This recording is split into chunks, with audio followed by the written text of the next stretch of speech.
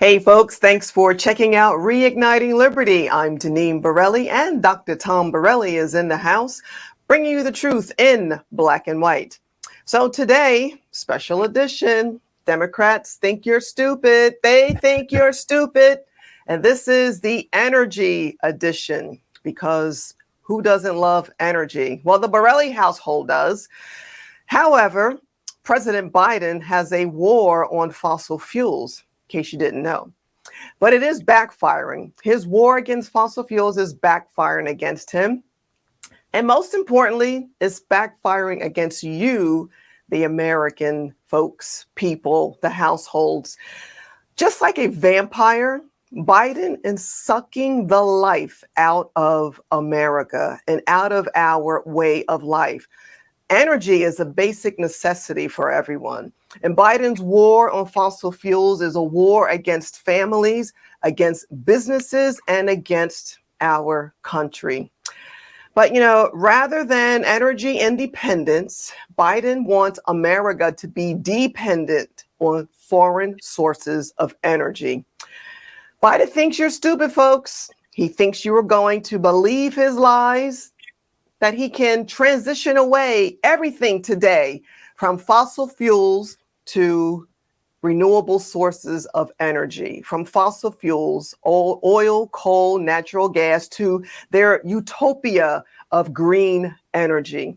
So, Dr. Tom, Biden thinks electric cars are the solution to high gasoline prices. But no, Mr. President, no and oh, we need all those traditional forms of energy to heat and cool our homes and to put fuel in our cars and trucks, Dr. Tom. Yes, Deneen. President Biden and his Democrat pals, they all think we are stupid. They really think we are stupid. They think we're going to believe all their lies. I think the last edition, we talked about the lies with illegal immigration, and they think you're stupid. Now they think you're stupid with respect to energy. In this edition of Reigniting Liberty, as always, Deneen and I are going to deliver the truth in black and white and expose Biden's lies on energy. And energy is in the news this week because President Biden is a failure. And what we're going to describe in this episode is what OPEC Plus just decided to do with energy, why they're doing that, why they didn't do that when President Trump was in the White House, and most important, we're going to talk about the political consequences to the Democrats only a few weeks away during the midterm elections. The American people hate high gasoline prices, and guess what's coming to the pump near you? Soaring gasoline prices once again. Now for a little background. It's September, it was September, now we're in early October, only a few weeks away from the midterm elections, and OPEC Plus decided to cut their production by 2 million barrels a day. 2 million barrels. And this is a complete diss to President Biden. Because we all remember, it wasn't that long ago, well, one, Saudi Arabia, I think earlier part of this year, refused to take his phone calls. Yes. I could understand that. I don't know if I would take a phone call from the man either. I'm not in. I'm not in. Right? Thank you very much. It's the old Pink Floyd, right? Wrong number. Mrs. Floyd, boop, boop.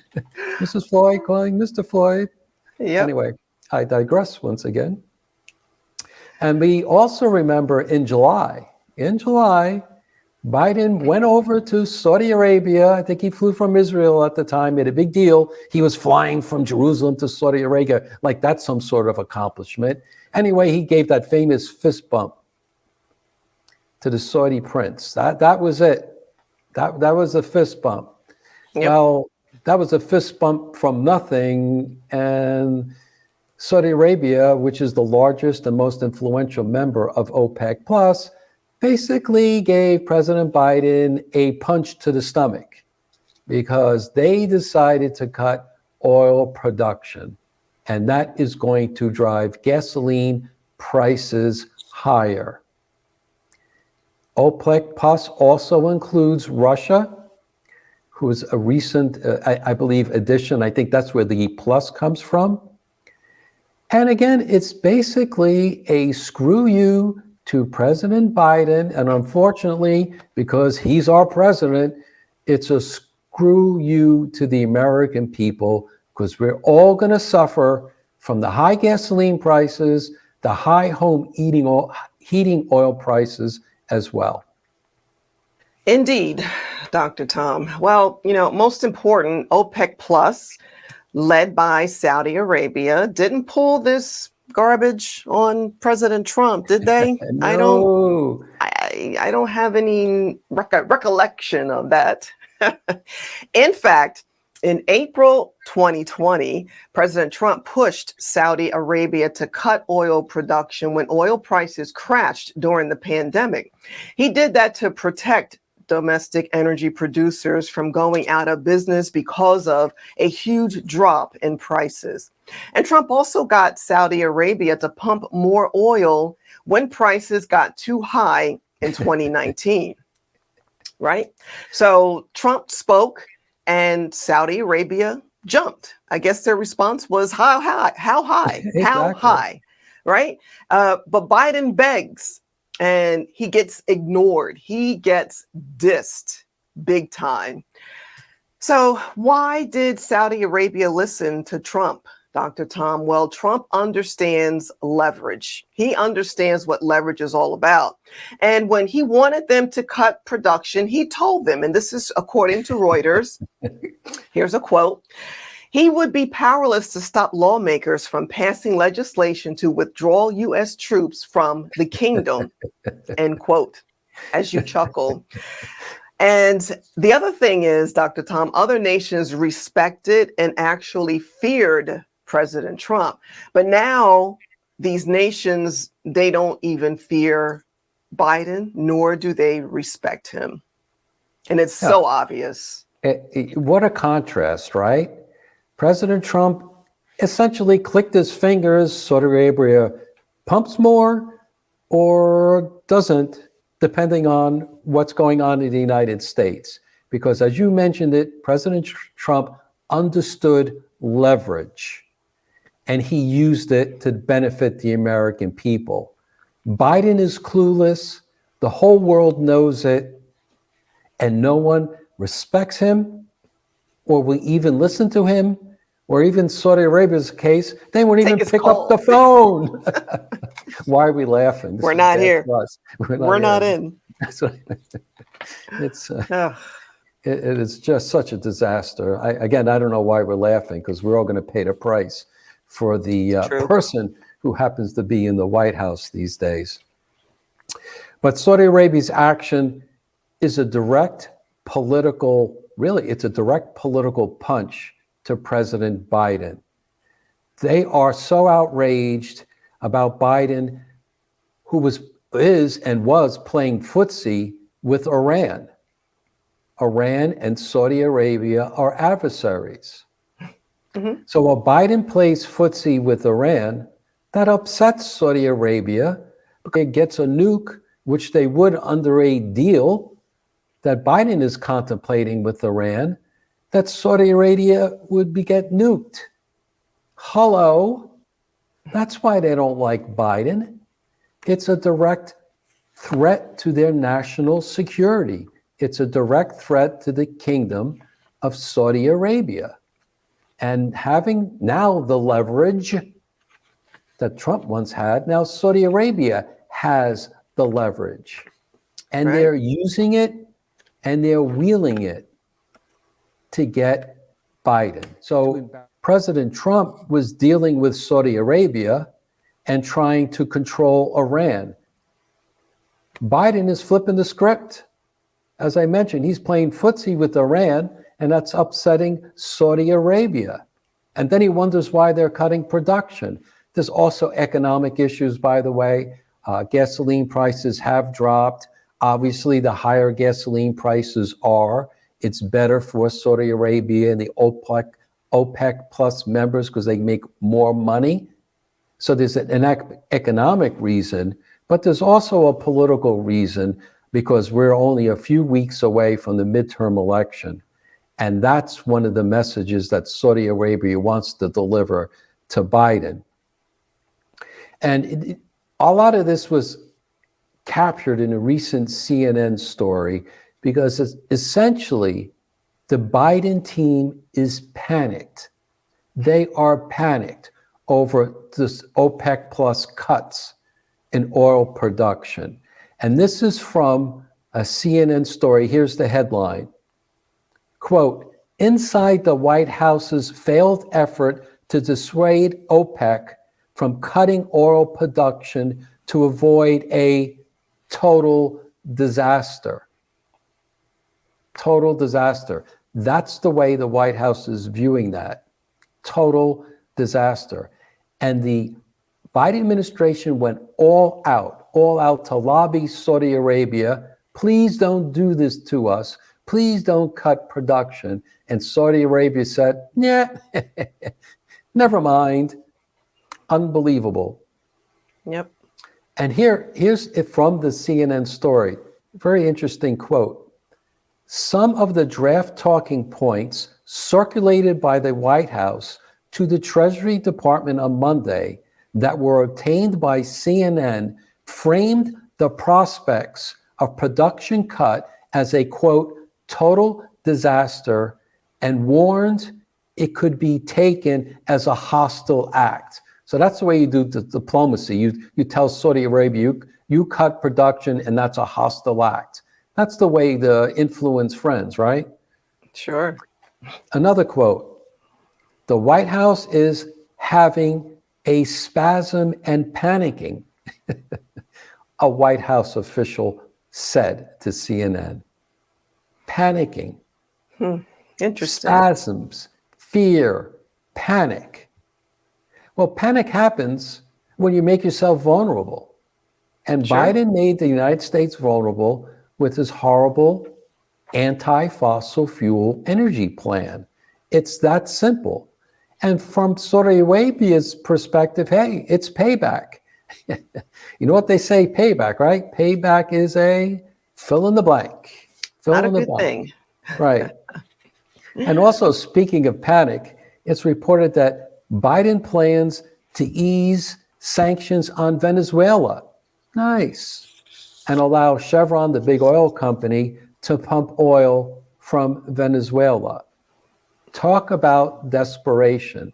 Now we're dealing with dictators because Biden is so desperate because of the fear of high gasoline prices when the American people walk into that voting booth.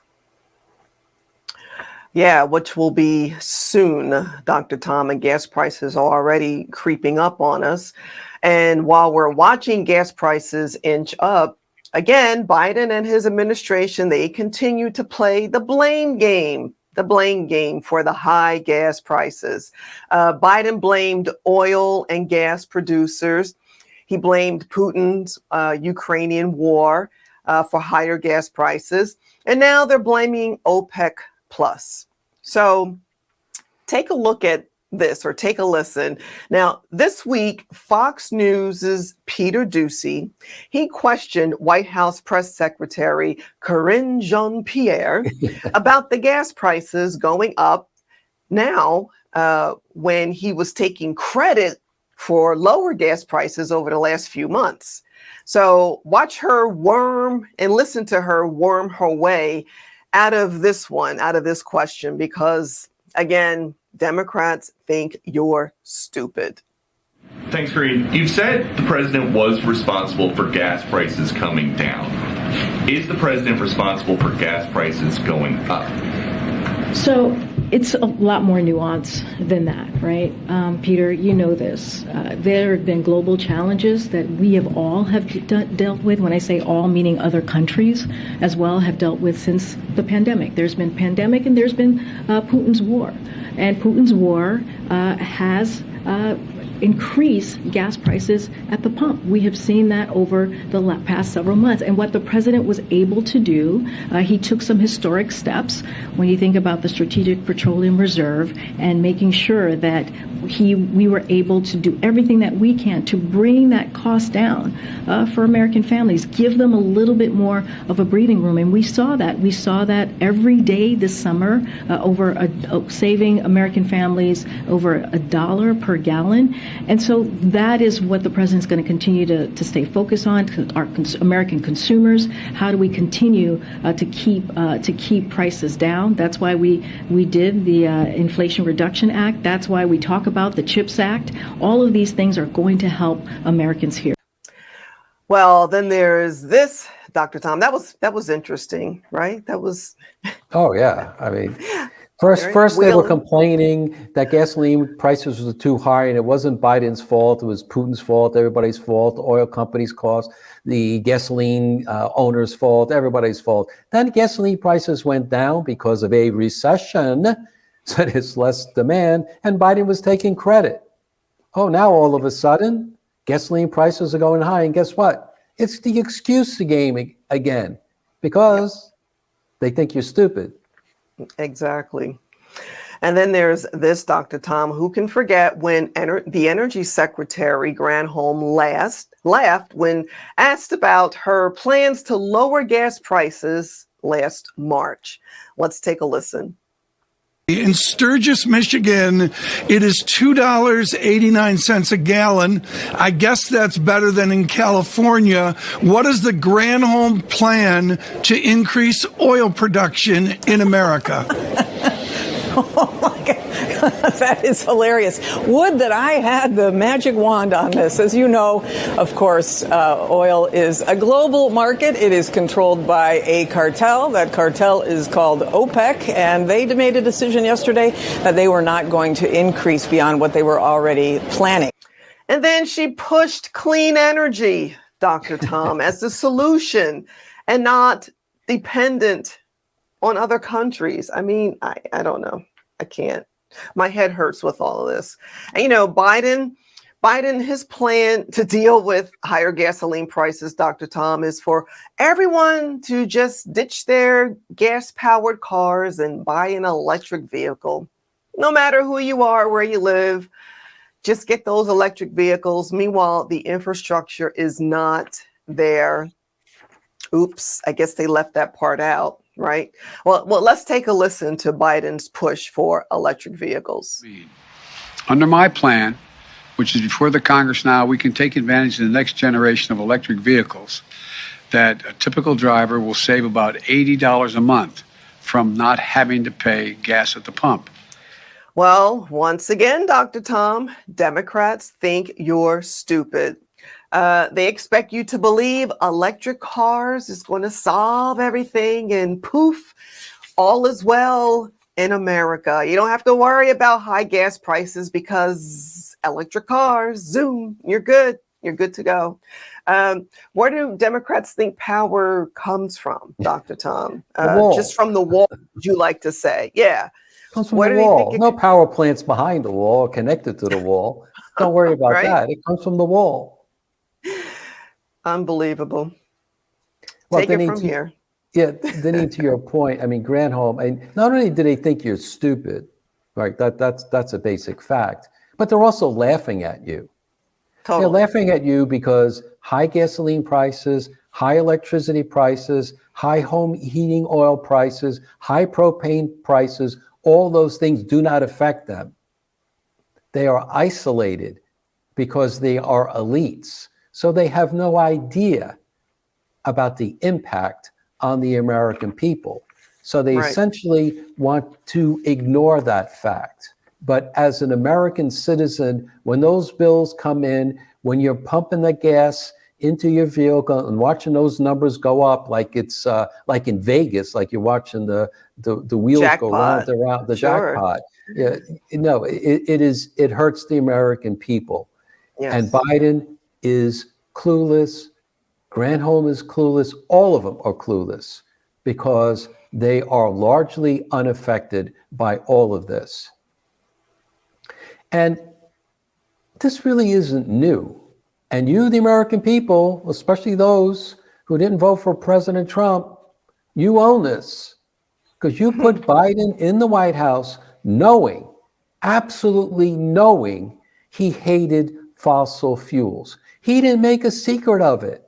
He did not make a secret of it. In fact, he boasted on what he was going to do during the Democrat debates with respect to energy. He was bragging about how he was going to implement a war on fracking, on oil development in the US.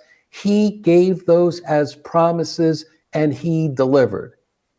If you doubt Dr. Borelli, let's listen to the videotape. Thank you, Mr. Vice President. Just to clarify, would there be any place for fossil fuels, including coal and fracking, in a Biden administration? No, we would work it out. We would make sure it's eliminated and no more subsidies for either one of those, any fossil fuel. No more drilling on federal lands, no more drilling, including offshore. No ability for the oil industry to continue to drill, period. Ends. Taking millions of automobiles off the road. No new fracking, not another new coal plant will be built. We both agree that we have a new Green Deal. Well, as a reminder, too, Dr. Tom, Biden has been talking about killing the fossil fuel industry for years. And it wasn't just for the recent debates that took place. He's on record for doing so for a very long time. And once it's out there on the internets, as they say, it's not going to go away.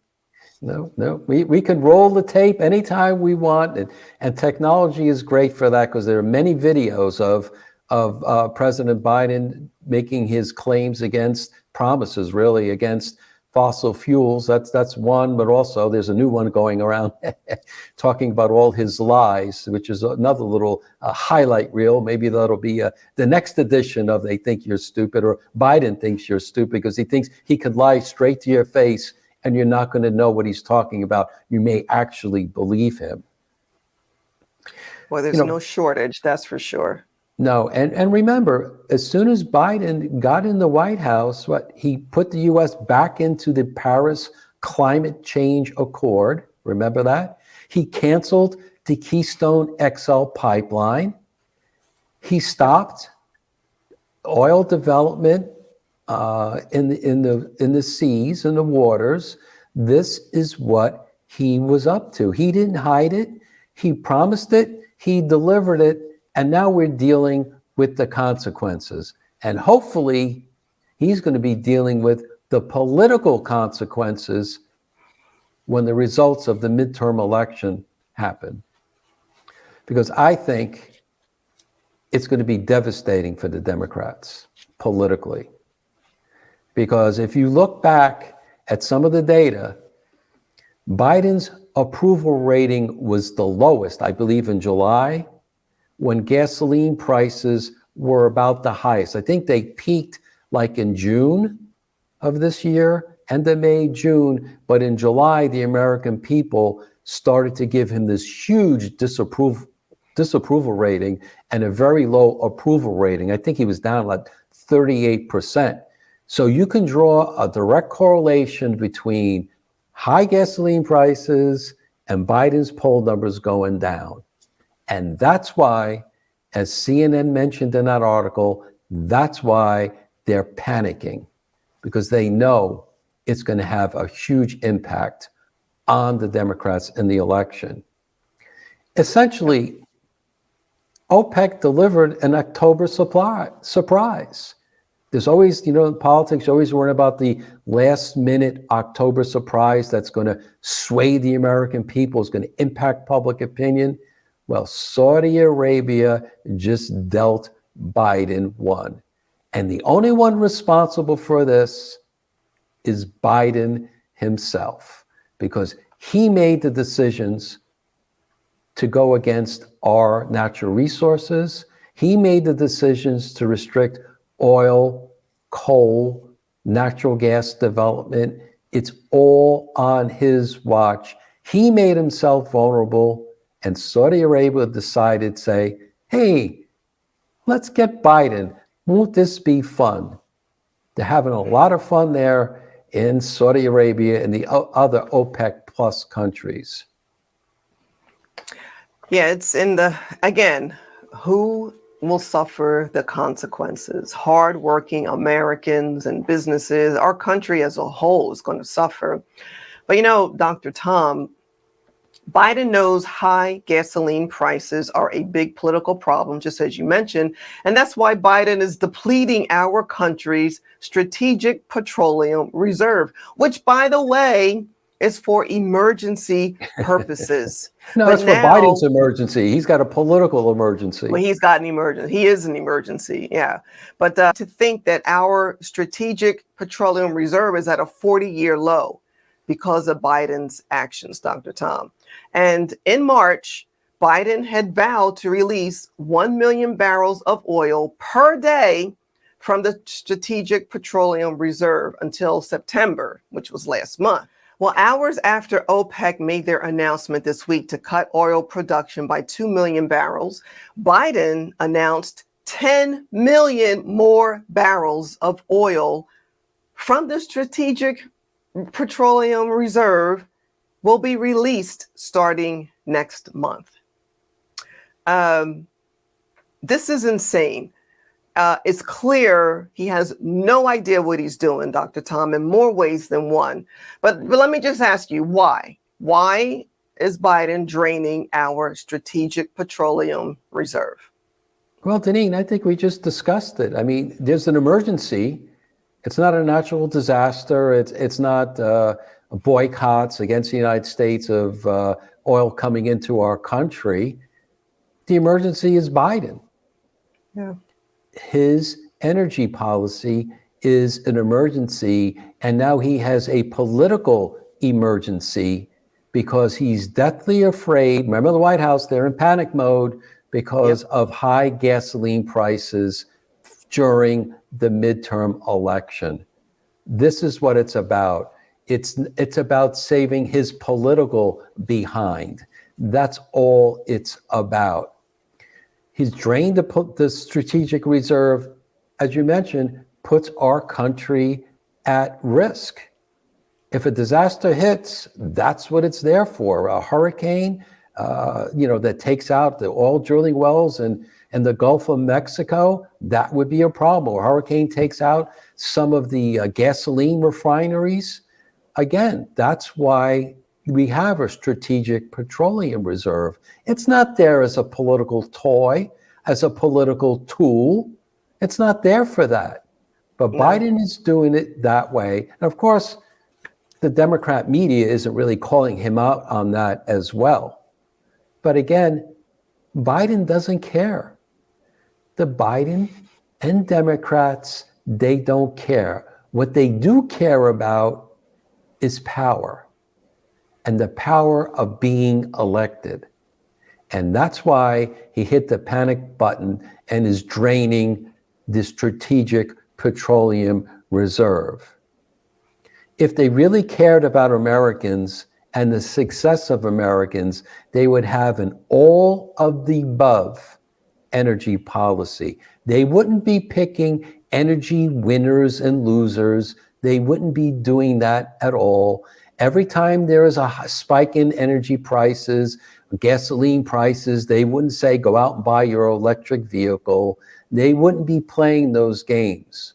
But they're playing those games because they have this agenda, I think, driven by their donors that are big green energy investors. And this is what's going on. They're sacrificing the livelihood of the American people over power. And the American people need to understand this and need to deliver the political payback in November. Saudi Arabia has given us a payback. Well, we need to hold Biden and his team and all the Democrats that work with him on this failed energy policy. We need to give them a payback. I totally agree, Dr. Tom. And look, it should be all of the above. Unleash our fossil fuels, renewable sources, sure, but I say do it all, but don't pick winners and losers, just like you just said. And with fossil fuels, they're affordable, they're plentiful, good paying jobs in this industry as well. And to make American energy independent, just like it was under President Trump. Well, Dr. Tom, unfortunately, Democrats are pushing their green energy utopia, which is not ready for prime time. But they don't care. They don't care about the consequences. They don't care about the cost. As you mentioned before, they are elites and they can afford energy at any cost. They live in a bubble. Doesn't matter. Right. But Americans are suffering. And once again, folks, Democrats think you are stupid and they will do and say anything to get their agenda through and not be beholden to the consequences. Well, Dr. Tom, that does it. Folks, thanks for checking out Reigniting Liberty. And remember, everyone has a role to play. What are you doing for liberty? Until next time.